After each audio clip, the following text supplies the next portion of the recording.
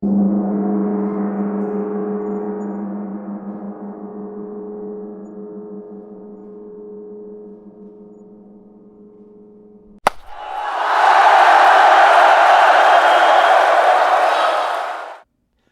to the KWAhnDo Show. I'm Grandmaster Chuck Beiersdorfer, and today we have the pleasure of having an interview with a legend, George Foster. George, as we all know, played for the Cincinnati Reds, but he also started with the Giants in 1969, and his last game was with the Sox in 1986. So, George, how are you today?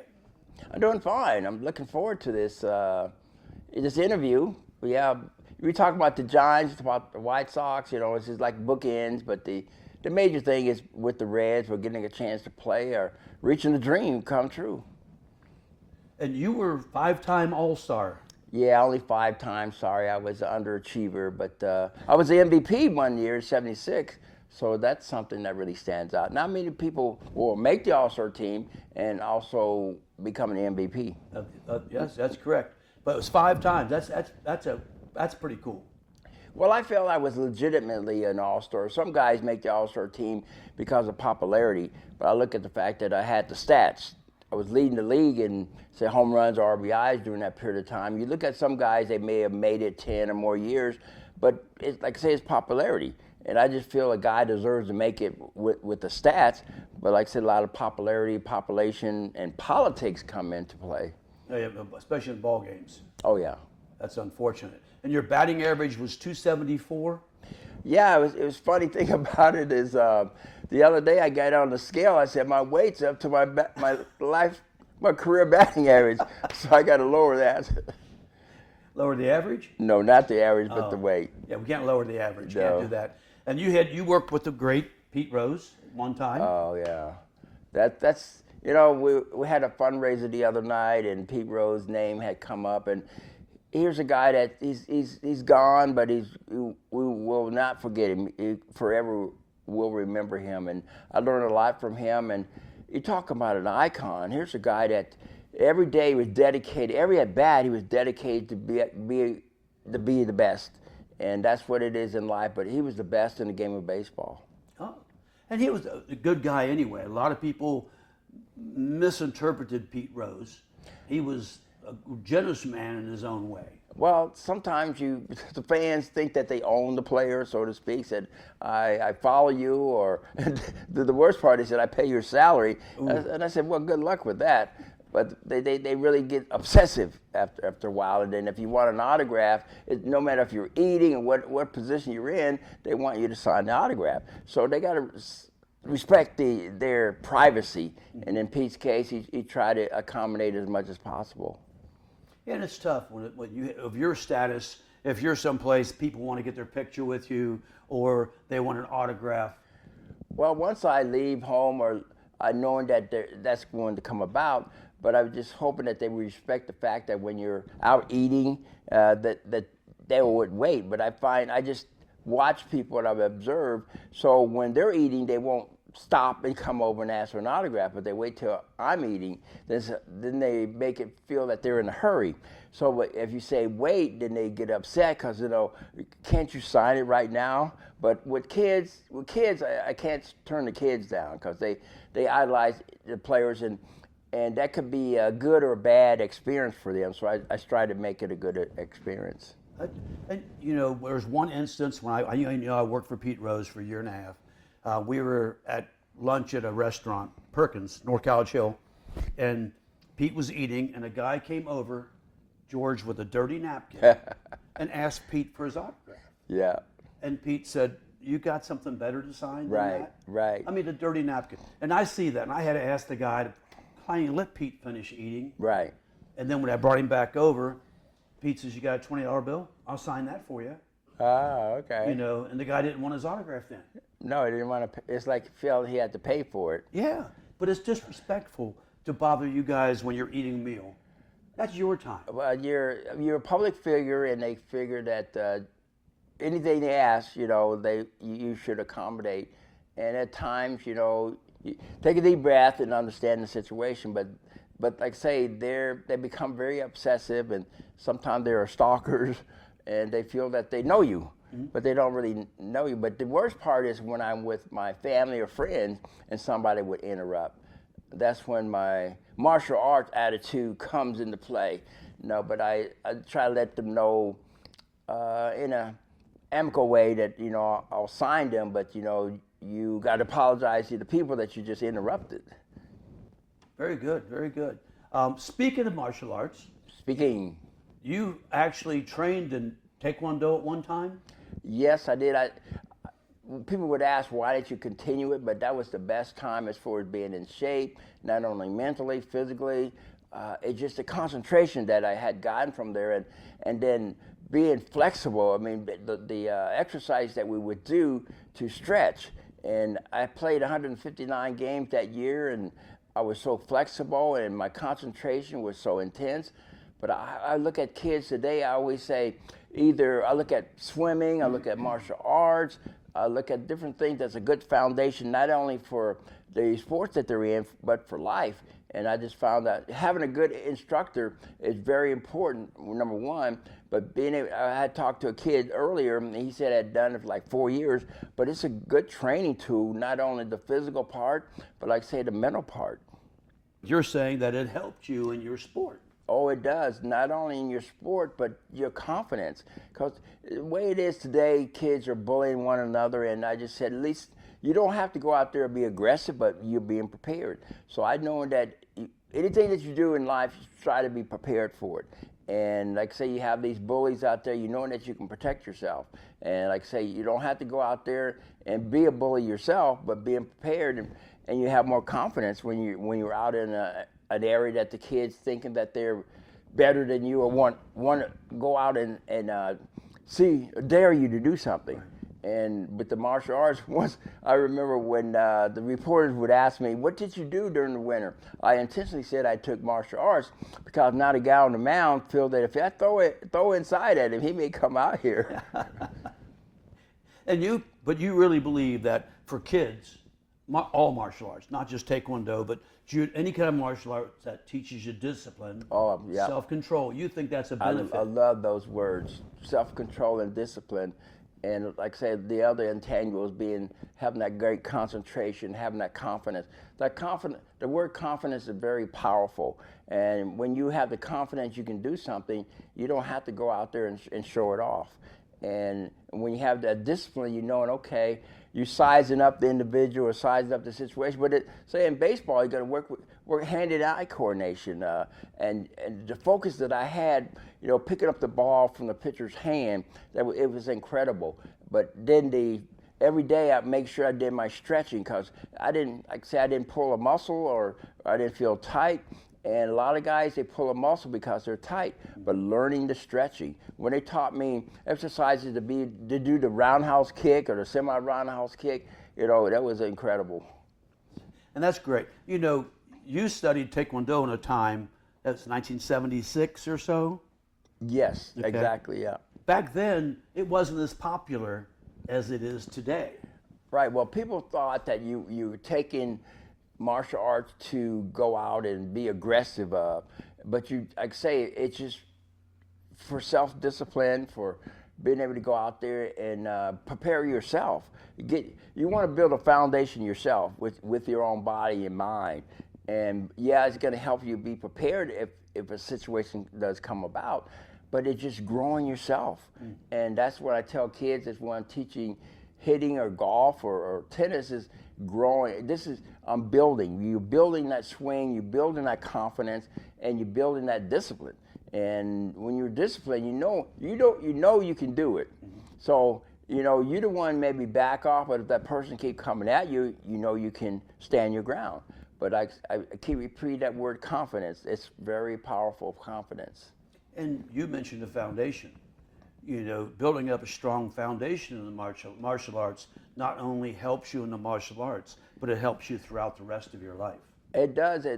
Another word I would bring in is balance. So it helps you to achieve balance not only with your physical, but balance in life. You can understand the situation much better and analyze it. You know, what is it that I need to do to make sure that I'm not overdoing it or underdoing it, just having that balance. And balance, of course, is key in any sport that you play, but in martial arts, you got to have that balance. If you don't, like when you try to do a hook kick or things as such, if you don't have the balance, you're going to be in a worse position than that other person.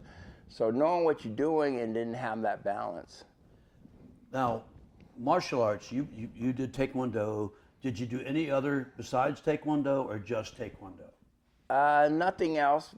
I had a private instructor, and it just, I don't recall how it come about. I think it's through a friend, but I was looking for something. Well, my brother was in the Korean War, so he had taken martial arts, and so he was encouraging me to do it. And I had done it. I'm just glad that he had given me that advice.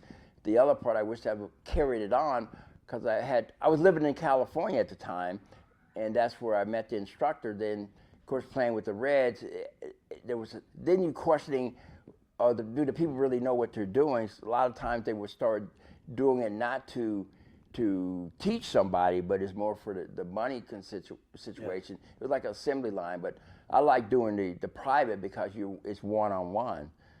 But we had classes that the guy's a black belt, but my legs are pretty strong, and when you're getting ready to spar with somebody, you need to look him in the eye. And I didn't look him in the eye, then he kicked me. I said, "Oh, it's on now." And how'd you do in that fight? I did well because I kept him away from me with my side kick and hook kick. And I would say he had a black belt, but I don't think he had. I don't know how much knowledge he had but the guy was teaching me from the white belt on up, so I had that knowledge, and I made sure that I protected myself by keeping him away from me. And you're 6'1" or so. I used to be 6'1", yeah. No, yeah, 6'1", about 6'1 and a half. So you had longer legs, you had right. advantage to reach. But once again, that balance, and then the stronger legs, and knowing to have that balance, and knowing what my skill level was at the time, and knowing what I could do. So it's just like disarming the person with my legs, and like I say, they won't be able to get in close. But with my arms, I was able to do the blocking and things and such.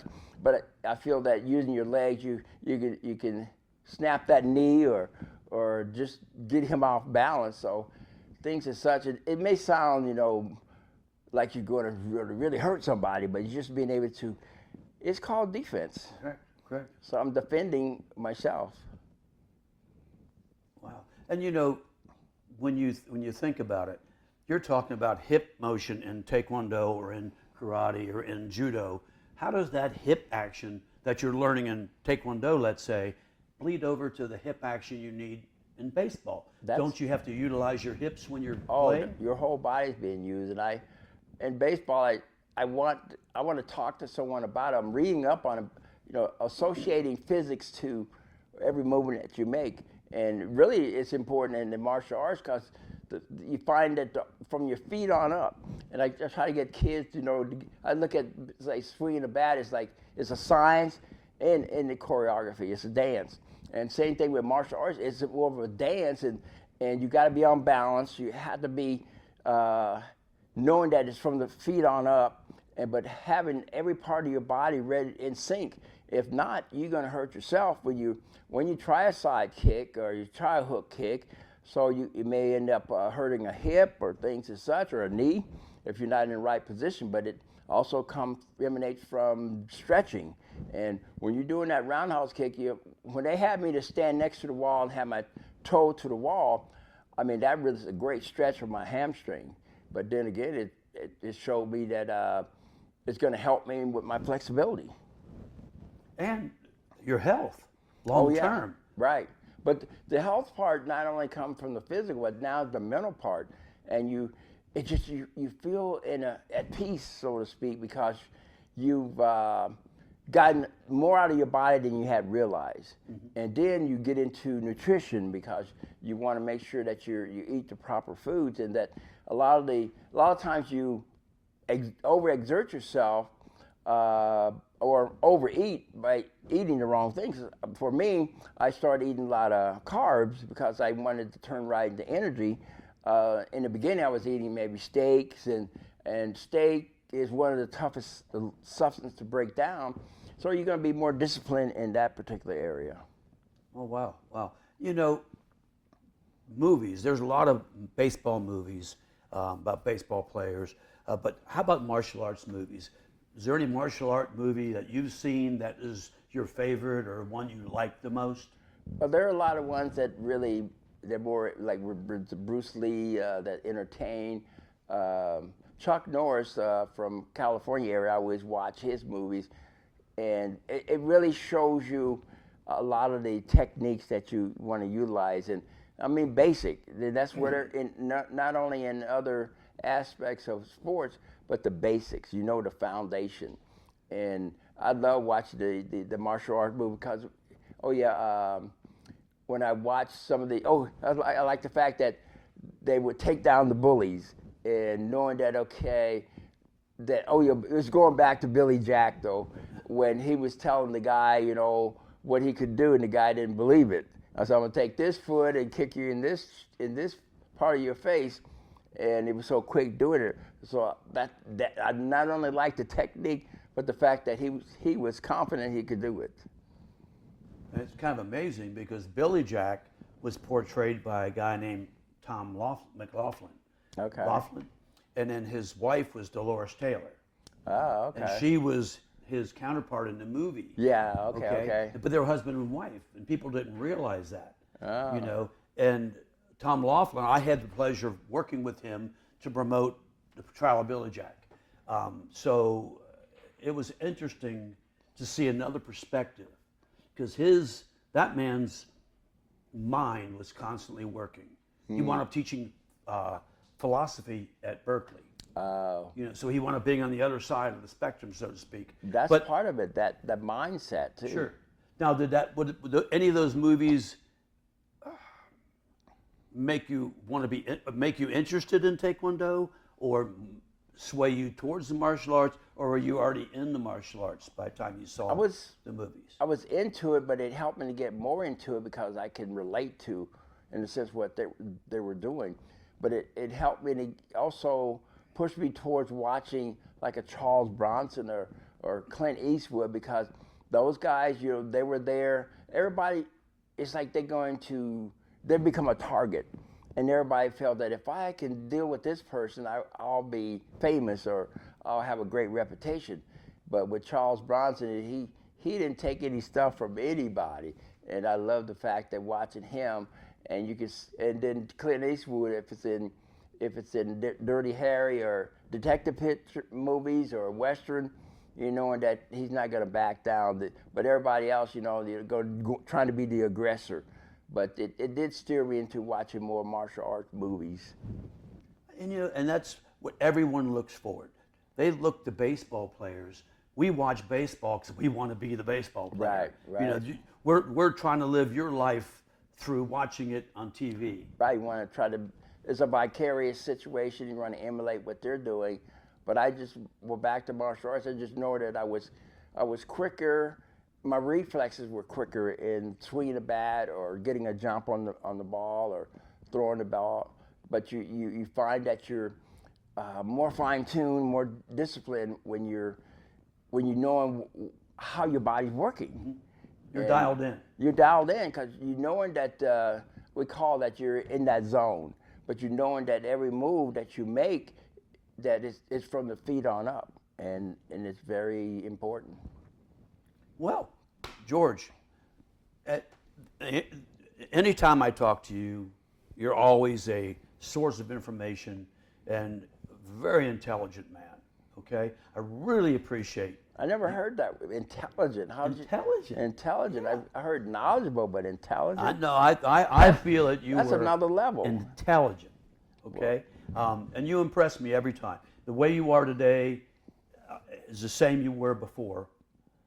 Just a little shorter, but other than that, I'm fine. And a little better looking. Oh, thank you. But I don't have my sideburns like Elvis did, so I don't get a chance to sing his song because I don't have his sideburns. Well, I want to thank you, sir, for your time coming in and giving us the insight of how people can use the martial arts to enhance their sport, whatever sport it is, to help them learn how to get dialed in their sport. So with that, I want to say thank you very much, sir. And as usual, Kamsahamnida.